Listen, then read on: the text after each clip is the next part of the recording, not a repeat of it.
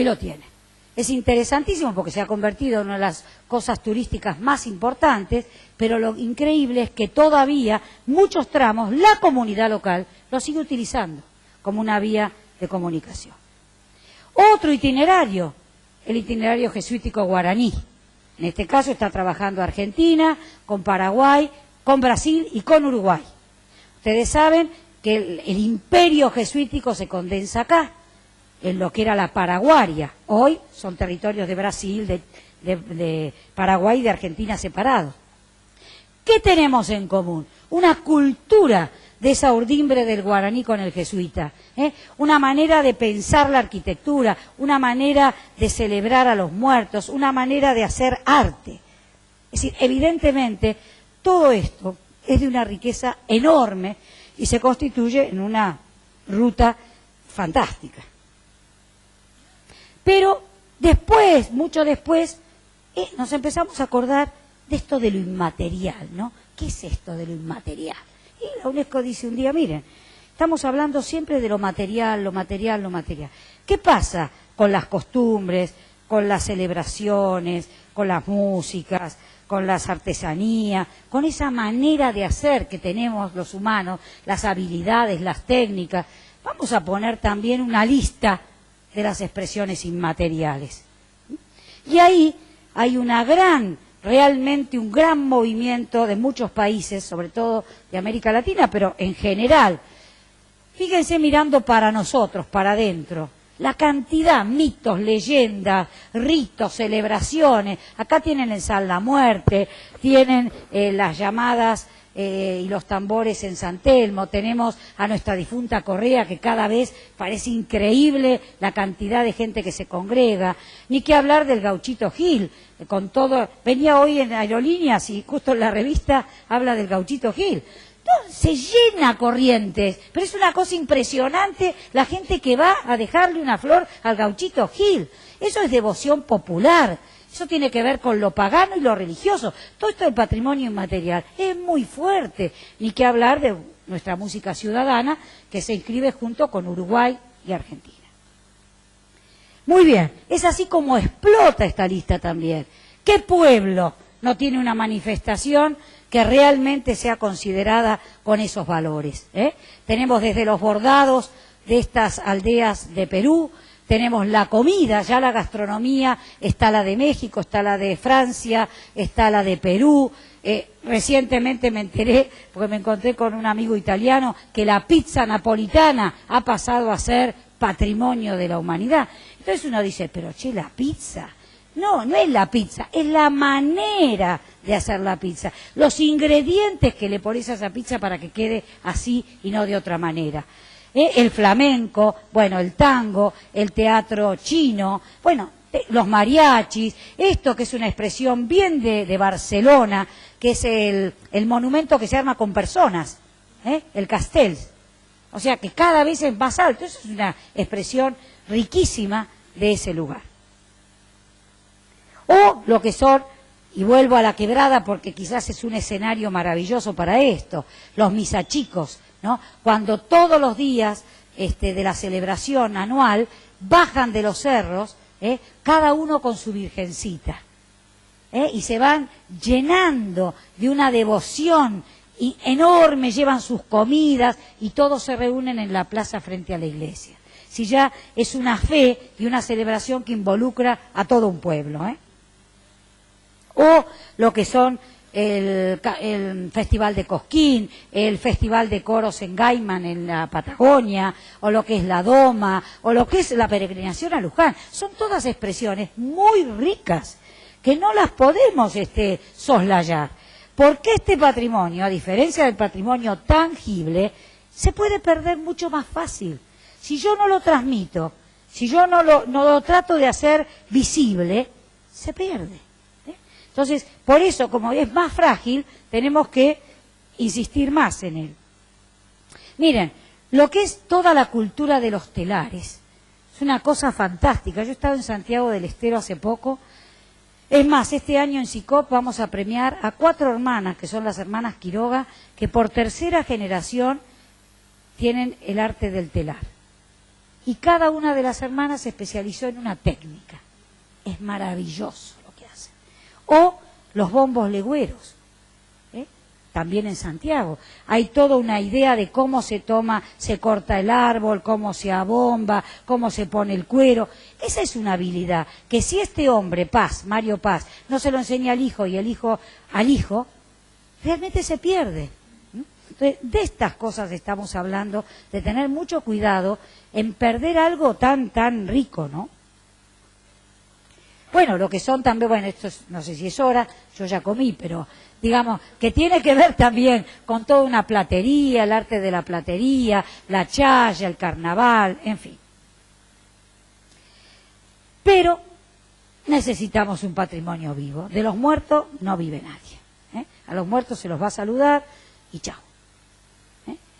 Entonces, esta idea del patrimonio dinámico, que no todo se puede hacer museo, esa poca creatividad que tenemos, y che, ¿qué podemos hacer? Y un museo, o si no, un centro cultural, como si no se nos ocurriera otras cosas, ¿no?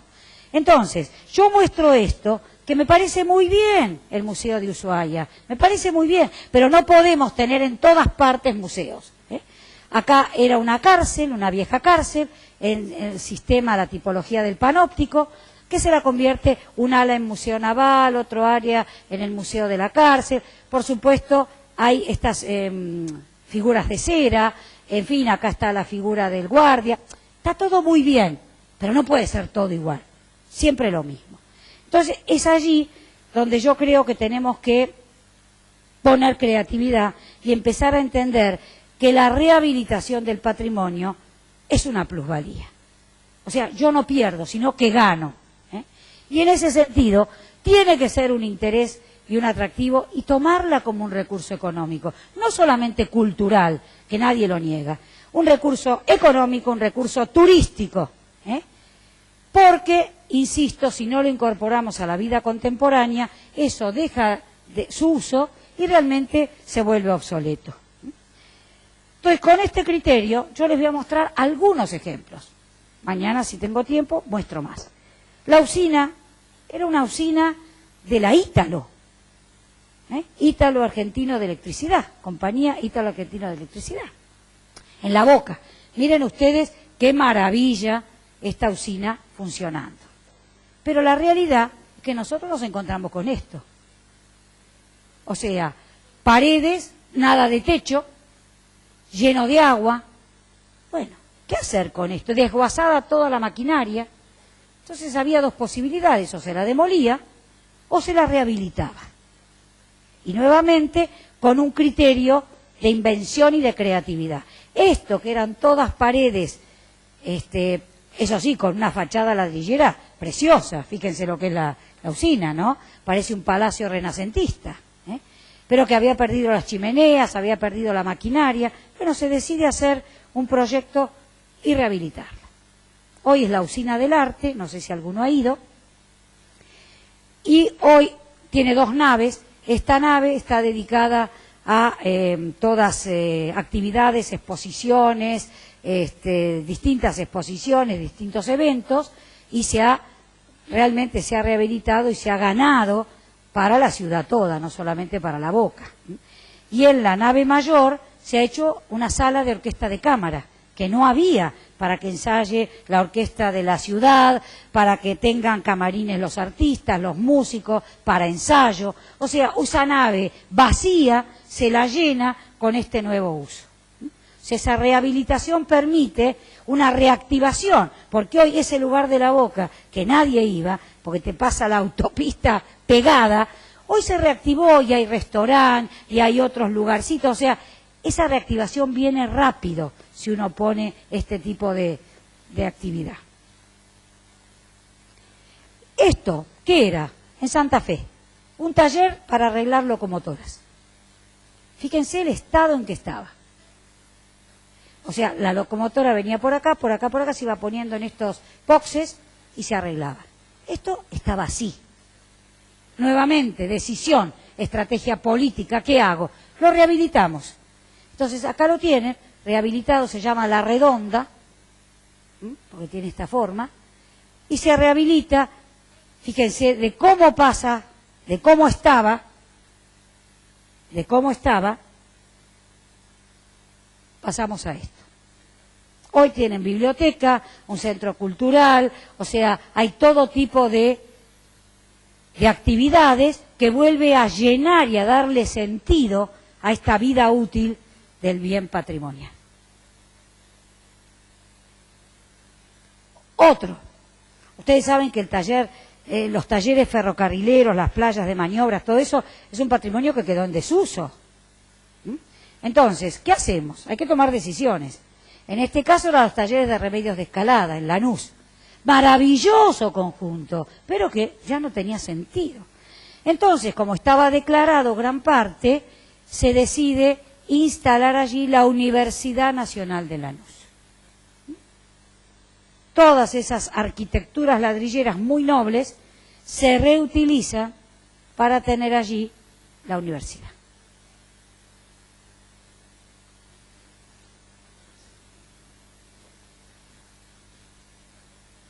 Un edificio más moderno de la década del 40, pero que estaba obsoleto, porque era de YPF. Bueno, lo dejan de usar, se desafectó, tuvo años y años desafectado. ¿Qué hacemos? Un edificio interesante. Bueno, se lo convierte en la Universidad Jauretche. Acá tienen el edificio, estaba entero, pero tenía problemas en los techos, problemas de obsolescencia, ahí lo tienen. Era un conjunto, y ahí lo tiene. Universidad Jauretche. Esa capacidad que tenemos que tener de pensar un poco más allá, que no sea un patrimonio sin uso, ocioso, sino cómo lo puedo reactivar. Y ahí la tiene. Esta es la universidad. Entonces, convencernos y convencer a los demás que cuando yo recupero le aporto plusvalía, porque entre ver una cosa totalmente deteriorada y desmantelada a ver después lo que queda, obviamente que hay un plus, que yo agregué con la intervención. Y además convencernos, volvernos cruzados, que es más rentable, es más barato conservar y poner en valor que demoler y construir a nuevo. Porque esto es lo que siempre nos van a tratar de convencer, ¿no? No, mirá, más vale tiro esto y construyo otra cosa. Pero te va a salir más. Esto hay que convencer a la gente. Movimiento de tierras, estructura, siempre te va a salir más. Yo les voy a mostrar algo que, esto, díganme, es la ruina viva. ¿No? La ruina viva. Pero esto no estaba en cualquier barrio de Buenos Aires, esto estaba en el casco histórico. En una calle de San Telmo. Se supone que vos lo que más cuidás es el casco histórico. Digo se supone, porque a veces no es así. Esto estaba así, una casa chorizo. Entonces, fíjense, con esto de convencer que se puede convertir en un recurso económico, turístico, social, y que además es más rentable tratar de poner esto en valor que demoler y construir de nuevo, acá hubo un firme propósito del arquitecto que lo convenció también al inversor. A veces podemos convencer, nos cuesta, pero se puede. Fíjense cómo estaba la casa. Una casa de 3 patios. ¿Qué es lo que falta en San Telmo? Hoteles. Porque está el Hilton, está el Sheraton en Retiro, pero la gente no va ahí. Faltan los hoteles boutique, que son esa escala de planta baja y 2 pisos. No hay en San Telmo. Entonces, también la viveza de ver qué es lo que se necesita en ese lugar, y esto se convierte en un hotel boutique. Ahí ya lo tienen, absolutamente puesto en valor y restaurado, como los patios adquirieron de vuelta legibilidad. Esto se me quedó así. Y aquí lo tienen. Está en una calle de San Telmo que es defensa, con lo cual la función sirve mucho, se rescató el edificio y se pudo recuperar una pieza que era interesante para el barrio. Manzana de las Luces. No sé si alguna vez fueron.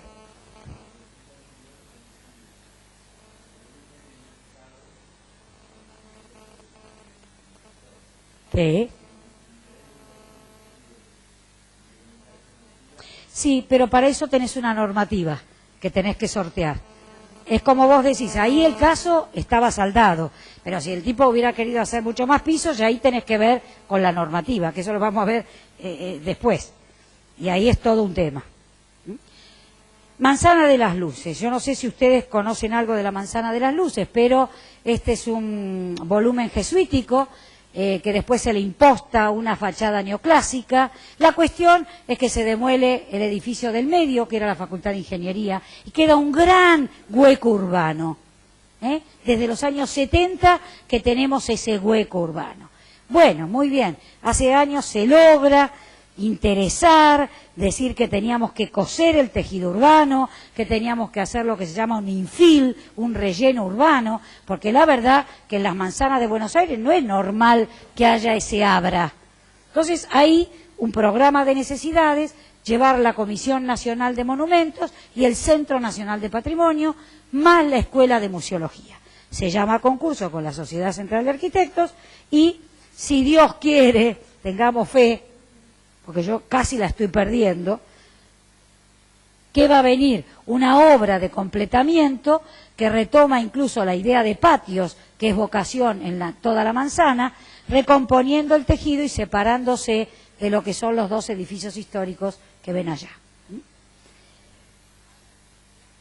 Pero la valoración también tiene riesgo, porque hay gente que es pilla. Entonces, estas cosas son las que tenemos que tener cuidado. Fíjense que uno dice, reconstruir, ¿cómo vas a reconstruir?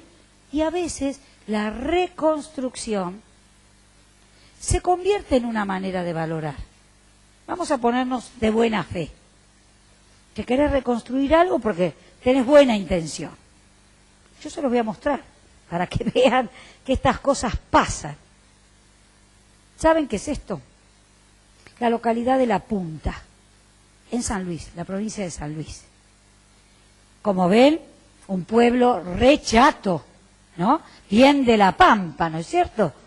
Fíjense que no hay nada más que casitas, además, la típica construcción en el centro de Manzana. Vayan viendo ustedes lo que es La Punta, San Luis. ¿Qué pasa en San Luis? Hace unos años, Buenos Aires festejó su bicentenario. ¿Qué se hizo? Se hizo arreglos en el Cabildo, un mapping en el Cabildo. Bueno, o sea, estábamos festejando nuestro bicentenario. Rodríguez Sá, puede haber sido cualquier otro, pero en este caso digo la voluntad política. Nosotros vamos a festejar el bicentenario en San Luis. Necesitamos tener un cabildo. Fíjense ustedes lo que les estoy hablando. Entonces le pide al gobierno de Macri los planos del Cabildo de Buenos Aires. Y le dice, ¿para qué lo querés? No, yo necesito festejar. Se lo estoy haciendo así más teatralizado para que después vean lo que pasó. Entonces se ponen a hacer el cabildo. Y después le dice, mira, me queda un poquito raro, ¿me dan los planos de la pirámide? Entonces, eso se lleva, se empieza a construir, quedan los pelos a la vista, en la nada, que es esta localidad de La Punta, ya se empieza a construir la pirámide, pero fíjense una cosa, no se quedó con el cabildo cortado, le pidió el del Villiquen. Es decir, ya que lo hacemos, le hacemos con todos los arcos. Ahora, fíjense ustedes el riesgo que corre esto. Un edificio que no tiene nada que ver con ese lugar, que no tiene nada que ver con la historia de ese lugar, y estas cosas están pasando. Ahí lo tienen. ¿Les gusta eso? ¿Les gusta eso? Muy bien. Eso es lo... Ahora, muchos me preguntan, ¿y qué hay adentro, Nani? Lo mismo que en Buenos Aires. Hay archivos, bibliotecas, pero también están el aguatero, la que te vende empanadas, son muñecos de cera, no sé si han ido. Bueno, es lo mismo. Entonces, esto ya para mí es muy riesgoso. Es muy riesgoso. Pero está pasando. ¿Les gusta? Los invito a La Punta, San Luis. Bien. Otra equívoca manera de conservar es conservar solo fragmentos. Es como si a mí conservan, qué sé yo, mis brazos, pero el resto del cuerpo no. Y no voy a ser yo. No sé si seré más linda o más fea lo que queda, pero no voy a ser yo. Y en ese sentido, yo creo, y esto va a ser la próxima charla de hoy, las normativas y las leyes. Por lo menos atarnos a algo que esté escrito, ¿no?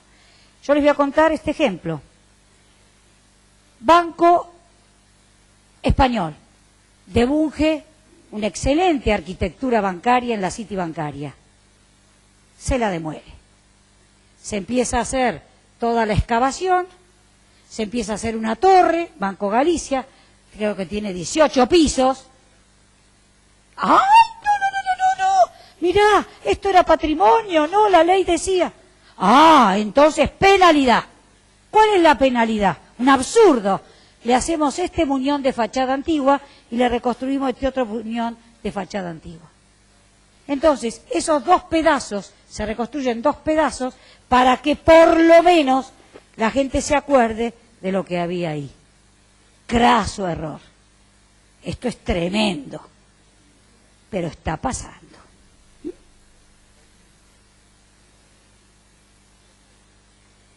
Muchas veces, y esto pongámoslo en la cabeza, ¿quién hace la patrimonialización? La gente de la sociedad civil.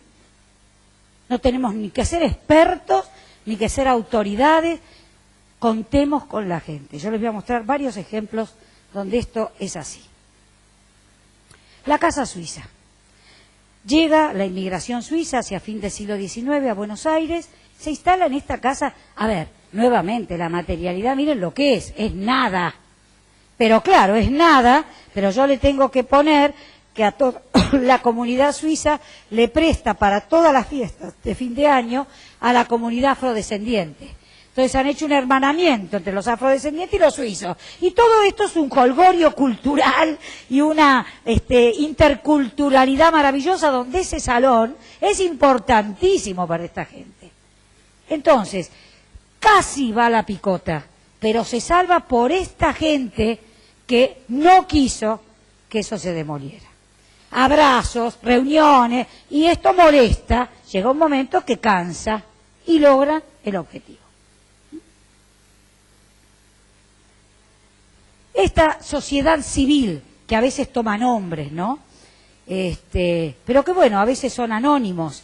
En Caballito se hartaron de que le demolieran casas, se hartaron. En 2 años construyeron en Caballito 45 torres, en el barrio de Caballito, de Buenos Aires. Entonces, salen ahí a luchar, no a las torres, no, basta de demoler, sos Caballito. Ahora, hay que ponerse, como yo los he visto, disfrazarse de torre, y andar por el barrio. Hay que ponerse. Eso es una lección cívica enorme, cuando la sociedad realmente se opone a estas cosas. Trabajar con los chicos, el tema del patrimonio, el chico lleva a la casa, va y viene, es una cosa natural. Cuanto más chiquito, más lo tenemos que catequizar en el patrimonio, lo antes posible. Fíjense el bar Británico, es uno de los cafés notables de Buenos Aires. ¿Qué pasó con el Británico? Unos gallegos tenían hace 45 años el fondo de comercio. Resulta que el propietario se cansa y dice, no, cerramos el Británico.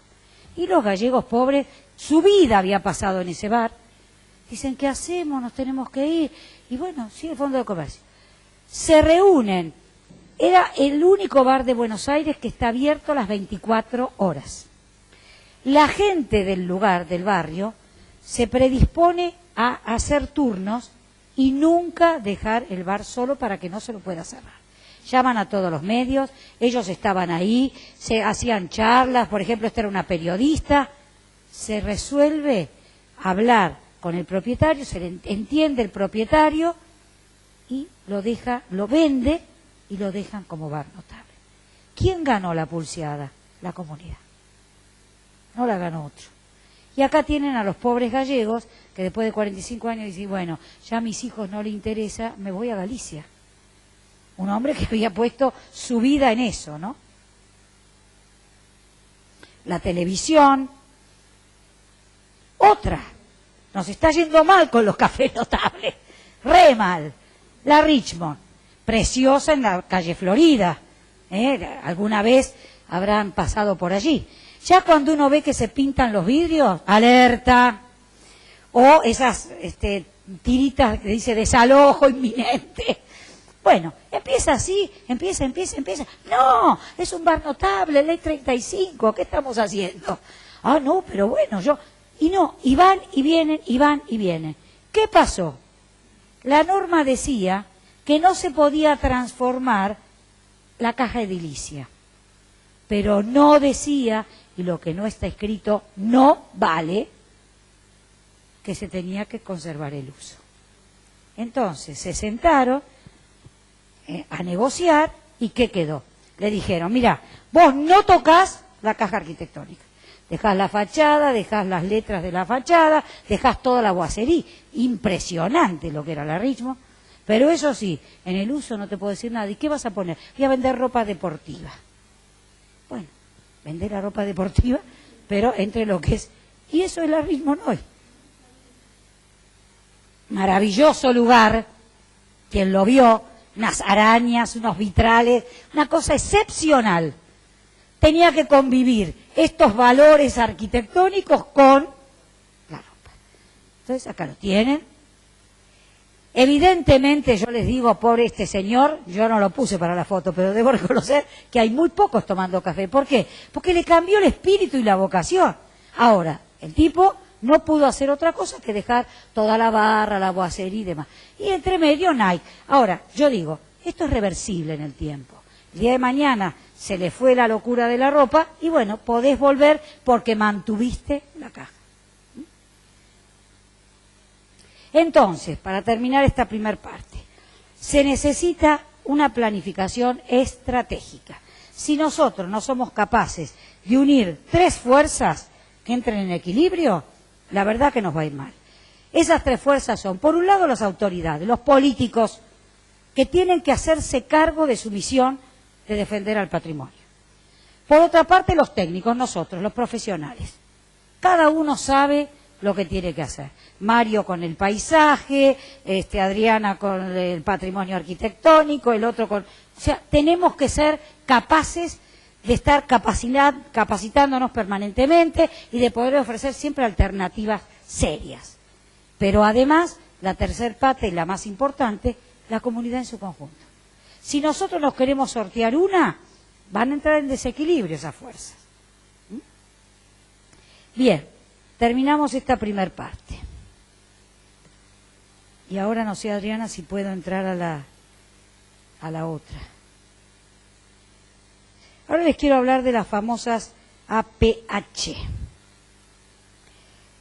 Es decir, les voy a hablar de instrumentos normativos, ¿no? Pero permítanme decirles que, así como vimos la evolución del concepto de patrimonio, que realmente se abrió tanto que tenemos que ser muy dinámicos también en entender esto, hemos visto que la patrimonialización, quizás más genuina, es la que hace la comunidad, y hemos dicho que para que esa política estratégica funcione bien, por un lado tenemos autoridades y gobiernos, por otra parte tenemos a los técnicos y por otra parte a la comunidad. Muy bien. Ahora, yo fui sorteando algunas cosas que tienen que ver con la normativa y demás, pero vamos a ver ahora cómo se maneja la ciudad de Buenos Aires con su stock patrimonial. Ni para que nos enamoremos, ni para que, simplemente para conocerlo. En ese sentido, hay muchas estrategias y hay lo que se llama un código de planificación urbana y un código de edificación. Yo supongo que acá pasa lo mismo. Con lo cual, esos elementos pasan a ser el corpus más importante. Después, hay maneras de proteger al patrimonio y después hay lo que llamamos instrumentos para empezar a conversar y a negociar con los propietarios, con los inversores, o sea, con toda esa cantidad de actores que nos superan cada día más. Bueno, ahí estamos. Es lo que yo llamo de la protección sensible. ¿Qué es esto? Ay, yo quiero, yo puedo, mozo, le pido. A la protección legal. Hay un marco legal. Entonces yo tengo que hacer ese tránsito de una cosa a la otra. Lo primero que les voy a mostrar, gracias Adriana, es las áreas de valor patrimonial, esas son las APH. Son sectores de la ciudad muy dinámicos, que evidentemente expresan modo de vida de la gente. Hay una gran heterogeneidad, no busquen homogeneidad, hay una gran diversidad cultural, hay valores ambientales, históricos, arquitectónicos, urbanos, sociales. Tiene que ver fundamentalmente con que en estas áreas sean la reanimación, la revitalización y la puesta en valor lo que ayude a preservar esos valores. Y tiene que ver con algo que, si yo digo que la ciudad es algo dinámico, quiere decir que va cambiando. Quiere decir que yo tengo que manejar el cambio, porque si no van a desaparecer los valores. Entonces, si yo quiero mantener los valores, pero sé que la ciudad cambia, tengo que manejar el cambio. Bien, entonces seguimos con las áreas de protección histórica.